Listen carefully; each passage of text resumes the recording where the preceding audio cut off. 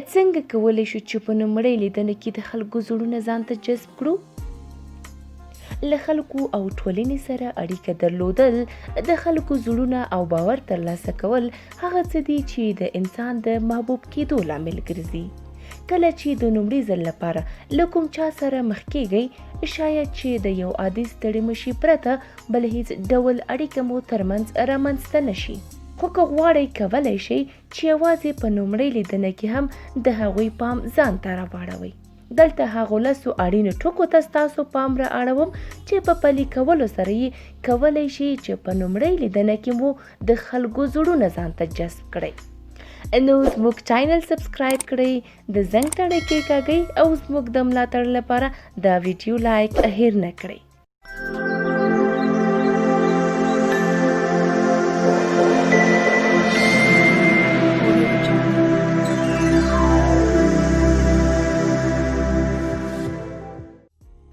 د نورو جذبولو لپاره دا طریقې وکاروئ. ظاهراً ځان ښایسته او منظم وساتئ. کله چې له کوم چا سره مخ کېږئ نو له هر څه نه مخکې هغوی ستاسو ظاهر ته ډیر پام کوي. کله چې په لومړۍ لیدنه کې مو خپل ظاهري بڼه نه وي منظمه کړي، هغوی به ستاسو په هکله منفي لید ولري چې په دې سره به مو شته پوهه، وړتیا او ځواک هم پټ پاتې شي.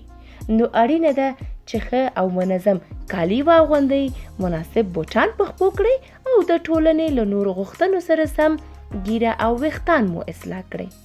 په سمه توګه د بدن ژبه یا باډي لنګویج وکاروئ.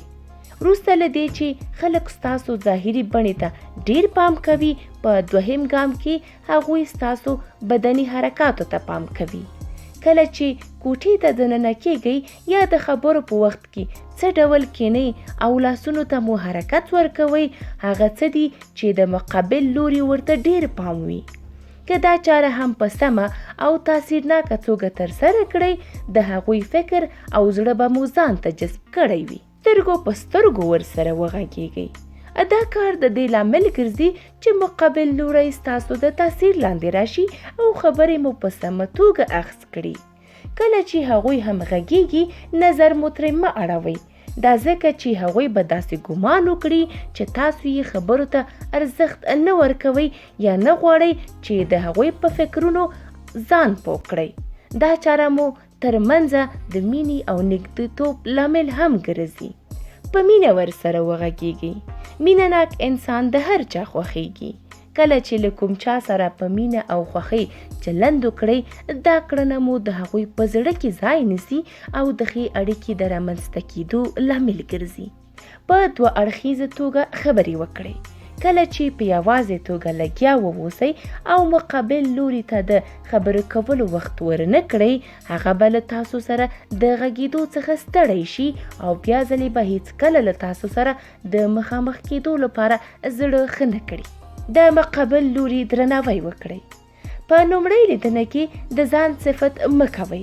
دا ځکه چې هر څوک غواړي چې د نورو خلکو پر وړاندې ځان غوره او لوړ وښایي، خو مقابل لوری به په لومړي ځل کې دا کار ونه کړی شي. هر وخت چې له نورو خلکو سره مخ کېږئ، احترامانه چلند ورسره وکړئ او هڅه وکړئ چې موخې او لاسته راوړنې یې وستایئ. دا به ستاسو په اړیکه کې خورا زیات تاثیرناکه وي. د راتلونکي اړیکې موخه مو ځانګړې کړئ. کله چې له کوم چا سره مخ کېږئ او غواړئ چې په راتلونکي کې ښې اړیکې ورسره ولرئ، د دې اړیکې موخه مو په سمه توګه وپېژنئ. آیا غواړئ چې کوم ګډ کار پیل کړئ، یا غواړئ چې له تاسو سره د کارکوونکي په توګه ووسي، یا غواړئ چې تاسو ورسره د یو کارکوونکي په توګه ووسئ، او یا دا چې غواړئ یوه کلکه ملګرتیا مو ترمنځ رامنځته شي. د داسې موخو ځانګړي کول د دې لامل ګرځي چې په اسانۍ سره ورته ورسیږي او مقابل لوري ته د خبرو لپاره قناعت ورکړي. په ځان باور ولرئ. په ځان باور د ژوند په ډیرو برخو کې د بریالیتوب ستر لامل ګڼل کیږي. په لیدنه کې هم د دې لامل ګرځي چې په خبرو او د بدن په حرکاتو مو حاکم واوسئ او د مقابل لوري د هیڅ ډول اغیزې لاندې رانشئ. د ځان په اړه یوه غوره پیژندګلوي چمتو کړئ. کله چې له کوم چا سره مخ کیږئ په لومړیو شیبو کې غوره دا ده چې ځان ورته په سمه توګه وپیژنئ. څوک یې د زده کړې کچه دې څومره ده، په کومه څانګه کې دې زده کړه کړې او داسې نور.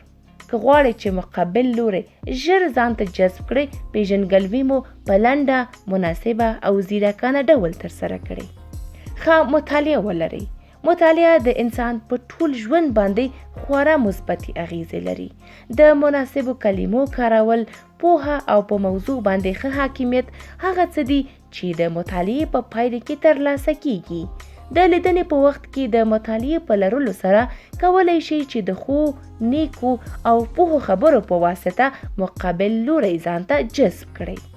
مناسبه وینا او د مناسبو کلمو کارول ستاسو یوه پوهه ده. ستاسو پوهه یو په دوه ښایي. له نورو سره ښه روابط ولرئ، ښه ملګري پیدا کړئ او زموږ د نوي ویډیو په تمه اوسئ.